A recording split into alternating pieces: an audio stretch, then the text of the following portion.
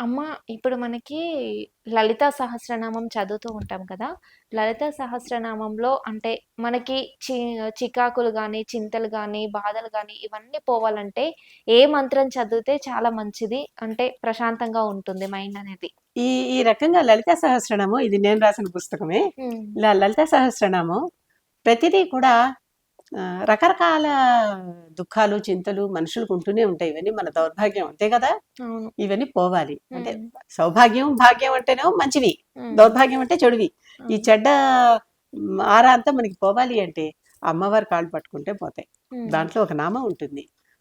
దౌర్భాగ్యతూల వాతూల. హ్మ్. దౌర్భాగ్యతూల వాతూల. అంటే ఇక్కడ ఏంటి? ఈ అమ్మవారు మన దౌర్భాగ్యాలన్నిటినీ సుడిగాలిలాగా వచ్చేసి హ్మ్. ఒక ఈక ముక్కని దూది పింజని విసిరి పారేసినట్టు పారేస్తుందిట. ఓకే. సుడిగాలికి దూది పింజ ఇలా వదిలితే అది ఎలా ఎగిరిపోతుంది? హ్మ్. అలా ఎగిరిపోతాయట మన దౌర్భాగ్యాలన్నీ. ఓకే. అమ్మవారికి అంత మహత్వం ఉందన్నమాట. హ్మ్. దాంట్లో ఇక్కడ నేను రాసింది కొంచెం చదువుతాను. తన ఉపాసకుల యొక్క దౌర్భాగ్యములను సుడిగాలితో దూది పింజవలే పారదోలునది అని అర్థం. తూలము అంటే దూది, హ్మ్. వాతూలము అంటే సుడిగాలి. హ్మ్. ఈ దూదిని వాతూలము అనే సుడిగాలితో తోసేస్తుంది అనమాట.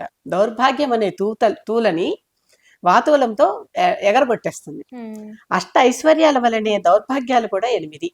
అవి రుణము, యాచన, ముసలితనము, జారత్వము, హ్మ్. చోరత్వము, దరిద్రము, రోగము, భుక్తశేష భోజనము. భుక్తశేష భోజనం అంటే ఎంగిలన్నం. ఓకే. బిచ్చగాళ్ళకి ఎంగిలన్నాలు అన్ని పడేస్తూ ఉంటాను చూడండి, హ్మ్. వాళ్ళు తినగా మిగిలినవి అలాంటివి పడేయకూడదు, తప్పనమాట అది. ఓకే.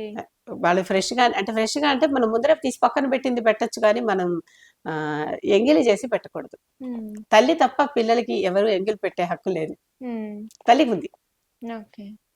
అది తప్ప ఎవరికి ఇది ఇది కూడా ఒక దరిద్రం అనమాట. హ్మ్. అష్టదరిద్రాల్లో ఇవి ఇలాంటివి పట్టి పీడిస్తూ ఉంటాయి. పట్టి పీడిస్తూ ఉంటే ఈ దౌర్భాగ్యాలను దూది పింజవలే ఎగరకొట్టి దూరం చేసేది ఆ పరమేశ్వరి. హ్మ్. ఎంత భయంకరమైన దౌర్భాగ్య స్థితి అయినా అమ్మకు అది దూది పింజతో సమానం. హ్మ్. ఎన్ని చికాకులు మనకు వచ్చినా, ఎంత చీదర చీదరగా ఉన్నా అలాంటివన్నీ ఆవిడకి దూది పింజ. హ్మ్. మనకంటే అది పెద్ద కష్టం, కానీ ఆవిడకెంత చిన్నది, దూది పింజతో సమానం. తన భక్తుల దౌర్భాగ్యాలనే దూది పింజల పాలిటి సుడిగాలి వంటిది అమ్మ. హ్మ్. భక్తుల దౌర్భాగ్యాలను సుడిగాలి వలె ఎగరగొట్టేసే ఆ దౌర్భాగ్యతూల వాతులకు వందనం. దౌర్భాగ్యతూల వాతులాయ అయిన మహా అని ఈ హ్మ్. నామం చెప్పుకుంటూ ఉంటే ఆ అమ్మ మన దౌర్భాగ్యాలన్నిటినీ, మన కష్టాలన్నిటినీ, మనం పడే ఇబ్బందులన్నిటినీ, ఎన్నో హ్మ్. ఉంటాయి కదా! అవును. ఇవి కొన్ని పైకి చెప్పుకుంటున్నాం, కానీ కొన్ని చెప్పలేని ఉంటాయి, కొన్ని చెప్పుకునే ఉంటాయి, కొన్ని నిరంతరం మన ఇబ్బంది పెట్టే ఉంటాయి, అవును. కొన్ని అప్పుడప్పుడు వచ్చి గుచ్చిపోయే ఉంటాయి. హ్మ్. ఇలాంటివన్నీ, ఈ దౌర్భాగ్యాలన్నీ ఆ అమ్మవారు చక్కగా ఇలా చేత్తో తీసి పారేసినట్టుగా ఎగరగొట్టేస్తుంది అనమాట. ఓకే. అలా ఎగరగొట్టేసే దేవత ఉంటే అంతకంటే మనకి గొప్ప ఏమంటారు, సపోర్ట్ ఏముంటుంది. అవును. కనుక అందుకనే లలితాదేవిని ప్రార్థిస్తే హ్మ్. ఎట్లాంటి ఇబ్బందులైనా, హ్మ్. ఎలాంటి చీకాకులైనా, ఎలాంటి ఆ, ఎన్నో రకాలైన బాధరబందీలైనా అన్నిటినీ ఆవిడే వహిస్తుంది. హ్మ్. ఏది ఎలా ఎవరికి తీసేయాలో ఆవిడకి తెలుసు.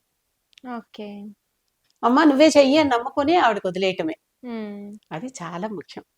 అది చేస్తే ఆహ్, ఆహ్, అందరిలోనూ ఎవరికి ఎంతో మంది ఎన్నో రకాల కష్టాలు పడుతూ ఉంటారు కదమ్మా! హ్మ్. ఆ కష్టాలన్నీ తీరిపోతాయి.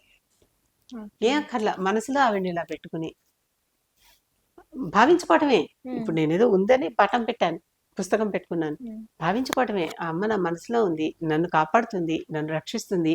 నాకు ఎటువంటి ఇబ్బందులొచ్చినా ఆవిడే పరిహారం చేస్తుంది. హ్మ్. నా ఇబ్బందులన్నిటిని తోసిపారేస్తుంది. ఆ ఇబ్బందులనే కొండలు ఎన్నొచ్చినా గూడా ఒక్కసారి లాగి పారేస్తుంది హ్మ్. అని నమ్మి ఉండటమే.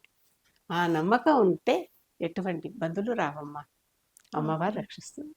అంత ఓకే. నమ్మకంలోనే ఉంది. ఓకే. ఓకే అమ్మ.